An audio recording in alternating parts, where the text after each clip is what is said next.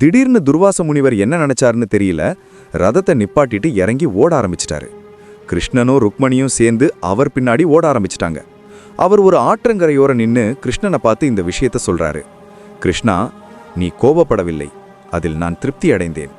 உன் உடல் எப்போதும் ஒளிரட்டும். பாயாசம் பூசப்பட்ட பகுதியை மரணம் தொடராது. ருக்மிணி மகளே, நீ உலகில் மிக அழகிய பெண்களில் ஒருவராக இருப்பாய். நோய் முதுமை உன்னை தொடாது. நீ கிருஷ்ணனின் முதன்மை பத்தினி. நீ எப்போதும் அவருடன் இருப்பாய். அப்புறம் தலையை குனிந்து கிருஷ்ணனோட காலை பார்க்கறாரு. கிருஷ்ணனோட கால்ல பாயாசம் பூசவே இல்லை. என்ன கிருஷ்ணா இப்படி பண்ணிட்ட? என்னோட கால்களில் அம்பு இறங்கிதான் என்னோட விதி முடியும். எனக்கு தெரியும் குருவே, உங்க மேல் எந்த ஒரு தவறும் இல்லை. அப்புறம் மக்கள் எல்லாம் ரொம்ப குழப்பத்தோட கிருஷ்ணர்கிட்ட இந்த கேள்வியை கேட்குறாங்க. என்ன கிருஷ்ணா, நீயே ஒரு கடவுளாச்சு, நீ எல்லாம் இதுக்கு இதெல்லாம் பண்றன்னு.